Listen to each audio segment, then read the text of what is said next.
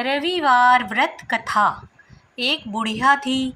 उसका नियम था प्रति रविवार को सवेरे ही स्नान आदि कर घर को गोबर से लीप फिर भोजन तैयार कर भगवान को भोग लगा स्वयं भोजन करती थी। ऐसा व्रत करने से उसका घर अनेक प्रकार धन धान्य से पूर्ण था।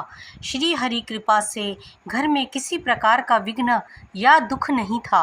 सब प्रकार से घर में आनंद रहता था। इस तरह कुछ समय व्यतीत भी हो जाने पर उसकी एक पड़ोसन, जिसकी गौ का गोबर वह बुढ़िया लाया करती थी, विचार करने लगी कि यह वृद्धा सर्वदा मेरी गौ का गोबर ले जाती है। इसे अपनी गौ को घर के भीतर बांधने लग गई। बुढ़िया को गोबर न मिलने से रविवार के दिन अपने घर को न लीप सकी, इसलिए उसने न तो भोजन बनाया, न भगवान को भोग लगाया तथा स्वयं भी उसने भोजन नहीं किया। इस प्रकार उसने निराहार व्रत किया। रात्रि हो गई और वह भूखी सो गई। रात्रि में भगवान ने उसे स्वप्न में दर्शन दिया और भोजन न बनाने तथा भोग न लगाने का कारण पूछा। वृद्धा ने गोबर न मिलने का कारण सुनाया। तब भगवान ने कहा कि माता, हम तुमको ऐसी गौ देते हैं जिससे सभी इच्छाएं पूर्ण होंगी, क्योंकि तुम हमेशा रविवार को गौ के गोबर से घर को लीप कर भोजन बनाकर मेरा भोग लगाकर खुद भोजन करती हो। इससे मैं खुश होकर तुमको वरदान देता हूँ। निर्धन को धन और बांझ स्त्रियों को पुत्र देकर दुखों को दूर करता हूँ, अतः अंत समय में मोक्ष देता हूँ।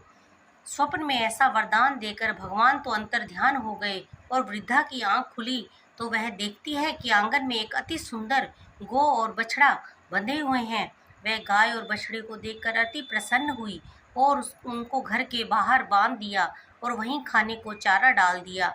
जब उसकी पड़ोसन बुढ़िया ने घर के बाहर एक अति सुंदर गौ और बछड़े को देखा तो द्वेष के कारण उसका हृदय जल उठा और उसने देखा कि गाय ने सोने का गोबर किया है, तो वह उस गाय का गोबर ले गई और अपनी गाय का गोबर उसकी जगह पर रख आई। वह नित्य प्रति ऐसा ही करती रही और सीधी सादी बुढ़िया को इसकी खबर नहीं होने दी। तब सर्वव्यापी ईश्वर ने सोचा कि चालाक पड़ोसन के कर्म से बुढ़िया ठगी जा रही है, तो ईश्वर ने संध्या के समय अपनी माया से बड़े जोर की आंधी चला दी। बुढ़िया ने अंधेरे के भय से अपनी गौ को भीतर बांध लिया। प्रातः काल जब वृद्धा ने देखा कि गौ ने सोने का गोबर दिया है तो उसके आश्चर्य की सीमा न रही और वह प्रतिदिन गौ को घर के भीतर बांधने लगी। उधर पड़ोसन ने देखा कि बुढ़िया गौ को घर के भीतर बांधने लगी और उसका सोने का गोबर उठाने का दांव नहीं चलता, तो वह ईर्ष्या और डाह से जल उठी और कुछ उपाय न देखकर पड़ोसन ने उस देश के राजा की सभा में जाकर कहा, महाराज, मेरे पड़ोस में एक वृद्धा के पास ऐसी गौ है जो आप जैसे राजाओं के ही योग्य है। वह नित्य सोने का गोबर देती है। आप उस सोने से प्रजा का पालन कीजिए। वह वृद्धा इतना सोने का क्या करेगी?